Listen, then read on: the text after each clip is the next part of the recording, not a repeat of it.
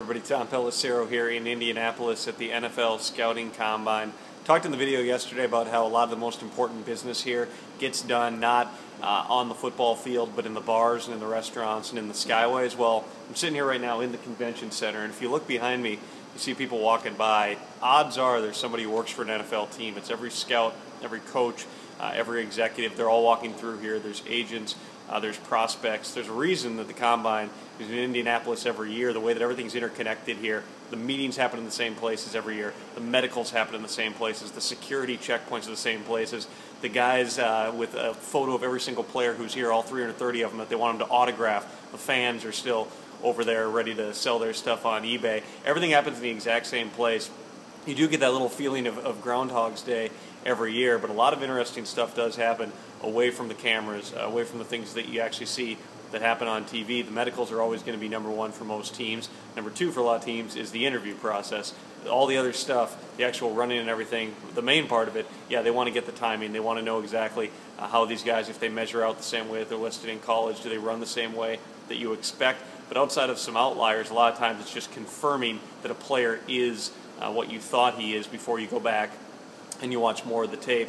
Some interesting conversations today with Vikings coach Leslie Frazier, and I'll have an interview that hasn't aired yet on the Sunday morning sports talk show, 10 a.m. Sunday, with both Frazier and Rick Spielman separately.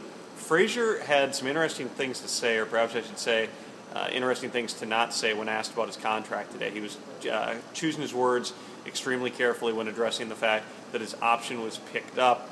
Probably the most interesting things were, number one, when I asked him, did you believe that there were going to be contract extension talks and that you weren't simply going to have the option picked up?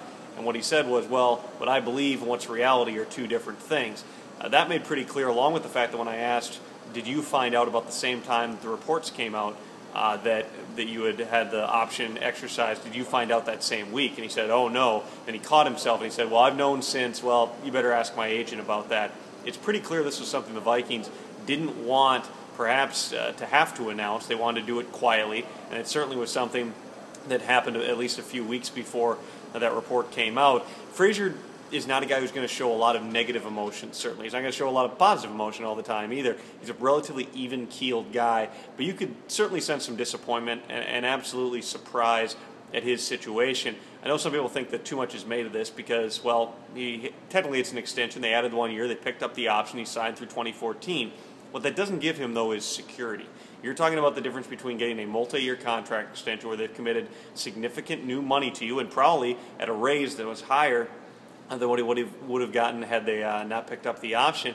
But if you get that sort of a commitment made to you, it's going to be a lot tougher if the team has a bit of a dip next season. If they drop to, say, 7-9, 8-8, if they have a bunch of injuries and they have a bad season, there's a much better chance that Leslie Frazier could end up being out of a job. Rick Spielman did not hire Leslie Frazier. Yes, the Vikings had success. They bounced back to 10-6, but I don't personally blame Rick Spielman and the Vikings organization for wanting to take a cautious approach here, particularly in light of how badly things went during the 2011 season. It's understandable from the Vikings' perspective why they wouldn't move to give more money to somebody who you had that option in the contract to extend, and frankly, Leslie Frazier agreed to the contract. I also understand where Leslie Frazier would look at this the way that a lot of us do, which is a tepid, at best, show of support from the organization for Leslie Frazier. But they've also learned from extending Brad Childress during the season and then ending up down the line firing him less than 12 months after he signed the extension. You put all those different pieces together, there's pressure on this coming season. Absolutely. The Vikings are going to have to take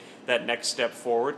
And I know this was something, too, that went back further than the playoff game. Certainly, I was hearing stuff about a month before the season ended that, yes, a lot of that drama's calmed down behind the scenes, and yes, they're winning more football games this year. You've got some positive things to look at, but there was still some preoccupation in some corners about exactly whether or not this group would be able to prove it. The whole coaching staff's under contract, or at least most of them. Their contracts roll over, so they're under contract through 2014 too. But if 2013 doesn't go well, because Frazier hasn't been extended, that certainly raises the chances of the Vikings making a move there. A couple other things that Frazier addressed. Number one, reiterating that Christian Ponder is his quarterback for reasons that I know I've laid out before. Number one being the quarterback position is so unique. You don't want to say there's competition if you believe and if you want the quarterback to be the guy. That's the position that everybody rallies around. That's the guy who is leading everybody through the offseason workouts. And I know they saw that leadership late in the season. They were impressed by the fact that Ponder seemed to take a bigger part of that. Now, Ponder had a weird season. Not many times your starting quarterback is going to start out as well as Ponder did, then get as bad as he did, then get engaged and get married, and then come on late, and then suffer a tricep injury and miss a playoff game. There were a lot of different things that happened. It's a big year for Christian Ponder, too. You actually are looking on a variety of different fronts as 2013 being a big year for the direction of this franchise. As much as they took a step forward, I think there's a lot of reasons to be encouraged. You can look at the number of first- and second-year players making significant contributions. You look at the fact that you've got the MVP of the NFL. There's all those positive things, but you also can look at it and say, from a perception standpoint, if you're taking a 3-year look at this, which is always the way that teams seem to analyze things, and 2013 is not a good season, you've got 2 bad seasons and 1 good one, that could be the point at which they move on, not just from the coach, but from the quarterback and everybody else, but certainly they're throwing all their support behind Christian Ponder. I do expect they're going to do something, even though Rick Spielman wouldn't rule out Joe Webb still being the backup quarterback. I definitely think they're going to be active in the veteran free agent market. 3 names to keep in mind: Tyler Thigpen, Matt Moore, and Bruce Gradkowski. Thigpen's the guy they almost signed before they traded for Donovan McNabb back in 2011. The construction of that position, I think, is something they know probably needs to at least be tweaked. Frazier said he fully expects Antoine Winfield and Kevin Williams to be back next season. They've both told him that they intend to play. They're both due over $7 million. I think Kevin Williams in particular, I've seen his agent Tom Condon's been holding court all over down here. He's actually been in the lobby of the hotel where the Vikings are staying, meeting with different people. I would certainly expect the Vikings, maybe not here, but at some point are going to approach Kevin Williams about taking a pay cut. They may approach Antoine Winfield too, but the thing with Winfield is he played well enough last season that even at age 35, he might have the mind to go ahead and call their bluff and say, if you want to release me, I probably can get $7.25 million out there on the open market. And the other thing, Percy Harvin continues to be something that swirls around every time a Vikings member of the Vikings organization talks down here. Inevitably, they're going to be asked questions about it. I still think it all comes back to this. You have a group of receivers right now that want to get paid in free agency. There's a big gap between Calvin Johnson and Larry Fitzgerald, the 2 highest paid receivers in the NFL, and then where Brandon Marshall and Vincent Jackson are. Those 2 guys make $16 million a year, and then Marshall and Jackson make around $11 million. All those receivers, not just Percy Harvin, but Mike Wallace, Dwayne Bowe, if he's able to hit the free agent market, Greg Jennings, they all want to be in that sweet spot and attempt to be certainly within the top 5 paid receivers in the game. In order to get there, they're probably going to have to get at least $12 million a season on the new contract. Harvin wants to be in that group too. Right now it doesn't seem like the Vikings are jumping at the chance to do that based on knowing the entire picture with Percy Harvin. And there's other teams who look at that as a red flag and say, if the Vikings don't want to make that commitment to him, why are we going to make that significant of a financial commitment to him? And, by the way, give up a pick to do it.